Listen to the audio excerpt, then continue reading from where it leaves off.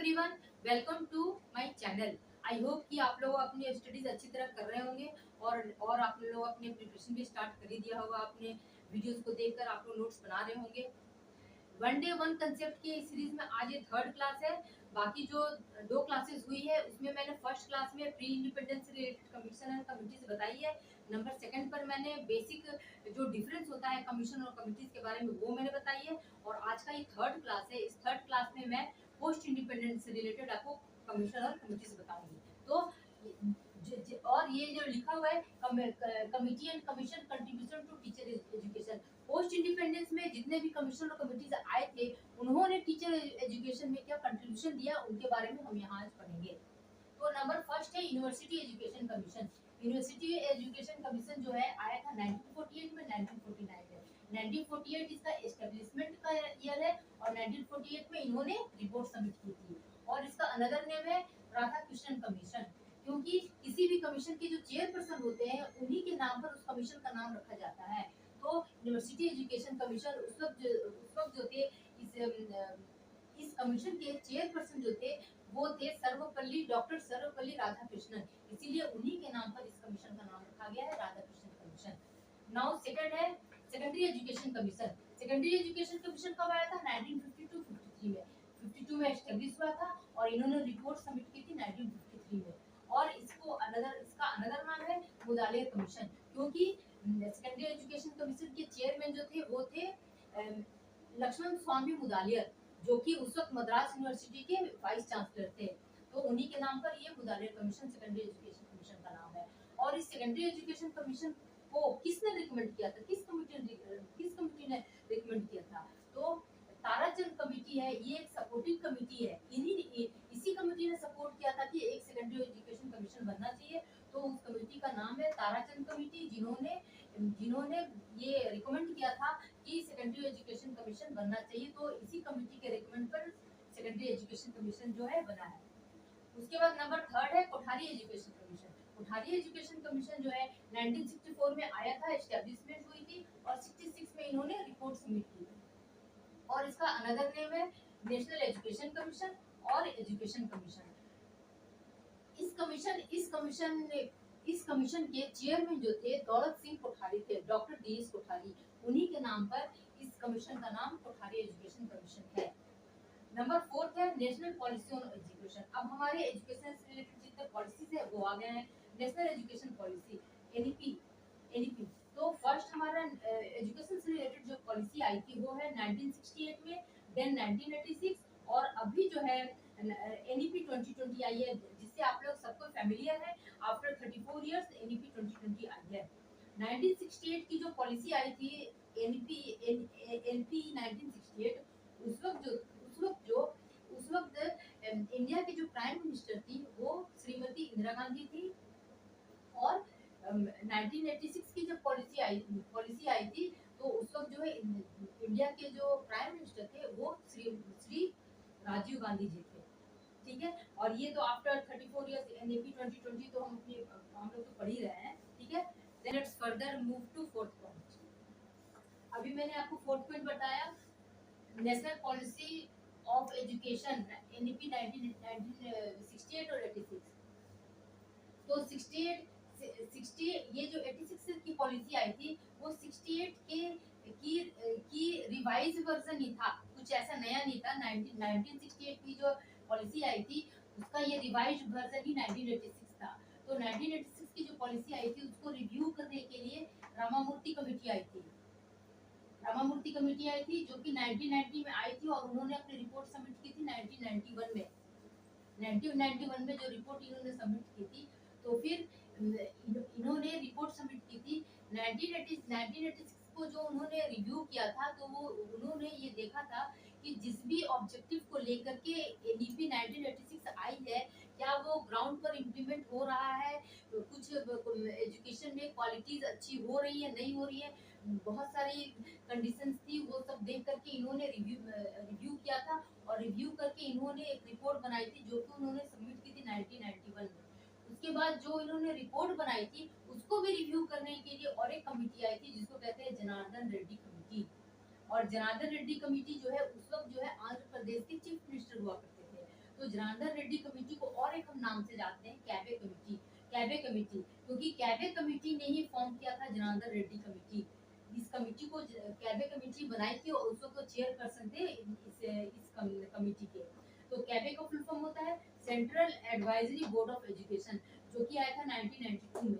तो जनार्दन रेड्डी कमेटी जो आई थी, जो इन्होंने रामामूर्ति कमेटी ने जो रिपोर्ट सबमिट की थी, उस रिपोर्ट को रिव्यू करने के लिए जनार्दन रेड्डी कमेटी आई थी और इन्होंने क्या किया, उस रिपोर्ट को रिव्यू किया और उस रिपोर्ट को बेस बना करके उसके बेसिस पर इन्होंने थोड़ा सा मॉडिफिकेशन किया, उस पॉलिसी में थोड़ा सा मॉडिफाई करके और एक उन्होंने पॉलिसी बनाई और उन्होंने रिपोर्ट सबमिट की 1992 में। और उसी 1992 को हम प्रोग्राम ऑफ एक्शन करते हैं। मतलब कि ऐसा उन्होंने प्रोग्राम बनाया जिसको ग्राउंड पर एक्शन की जरूरत है।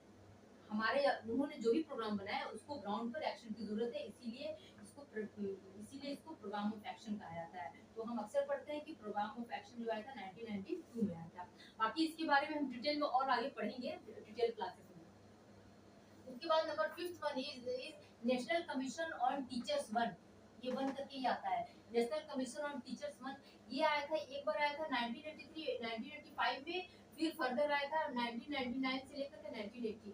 ये दोनों जो ईयर मैंने मेंशन किया है ना, ये हमारे पीवाईक्यूज में आते हैं, इसीलिए इसको ध्यान रखना है। उसके बाद आया था नंबर 6 है national curriculum framework for quality education 1998। ये भी एक एजुकेशन के लिए, क्वालिटी एजुकेशन के लिए फ्रेमवर्क है, जो कि 1998 में आया था। ये भी हमारे पीवाईक्यूज में आया है, जो कि हमारे सिलेबस में मेंशन नहीं है, ये पीवाईक्यूज में आया है। नंबर 7 है नेशनल करिकुलम फ्रेमवर्क एनसीएफ 2005, जो कि हमारे सिलेबस में मेंशन है। नंबर 8 है नेशनल नॉलेज कमीशन एनकेसी हमारे सिलेबस में मेंशन है। नेशनल नॉलेज कमीशन 2005 में आई थी और 2007 में इन्होंने रिपोर्ट सबमिट की थी। और कभी-कभी हमारे एग्जाम में जो क्रोनोलॉजी में आता है ना, इंक्रीजिंग या डिक्रीजिंग, तो उसमें ये दोनों हमें ईयर ध्यान में रखना है। कभी 2007 के अकॉर्डिंग दे देता है, कभी 2005 के अकॉर्डिंग दे देता है, इसलिए हमें ये दोनों ईयर माइंड में रखना है। उसके बाद नंबर 9 है Yashpal committee report. Yashpal committee report ये भी हमारे सिलेबस में मेंशन है। यशपाल कमेटी रिपोर्ट जो है दो आई थी, एक आई थी 1993 में और सेकंड आई थी 2009 में। 1993 में जो यशपाल कमेटी आई थी, वो आई थी स्कूल एजुकेशन के लिए। इसको हम नेशनल एडवाइजरी बॉडी भी बोलते हैं, ठीक है। और ये 2009 में जो आई थी वो हायर एजुकेशन के लिए आई थी। उसके बाद नंबर 10 है national curriculum framework for teacher education. Teacher education के लिए एक फ्रेमवर्क आई थी एनसीएफटी, जो कि आई थी एक आई थी 2009 में और एक आई थी 1988 में। और लास्ट वन जो है number 11 justice Verma committee. Justice Verma committee जो आई थी, जस्टिस वर्मा कमेटी की जो रिपोर्ट थी वो 2012 में आई थी। तो ये हमारे पोस्ट इंडिपेंडेंस के ये कमीशन और कमिटीज हैं। और एक हमारे पीवाईक्यूज में आया था, जो कि मैं यहाँ मेंशन नहीं किया है, एक आया था संस्कृत कमीशन। मैं यहाँ मेंशन कर ही देती हूँ, संस्कृत कमीशन यहाँ मैं लिख देती हूँ। संस्कृत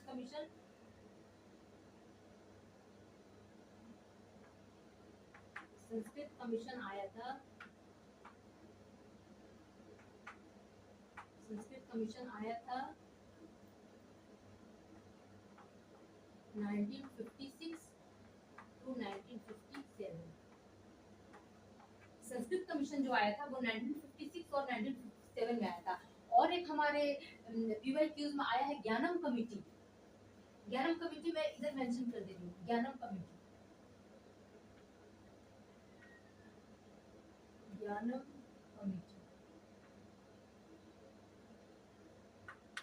ज्ञानम कमेटी जो आई थी, ये आई थी 1993 में। ये हमारे पीवाईक्यूज में आया है, ये हमारे पीवाईक्यूज में आया है, जो कि सिलेबस में मेंशन नहीं है।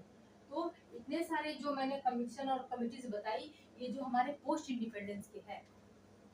तो this is all about today. आज के लिए मैंने ये सारे कमीशन और कमिटीज बताया पोस्ट इंडिपेंडेंस वाले।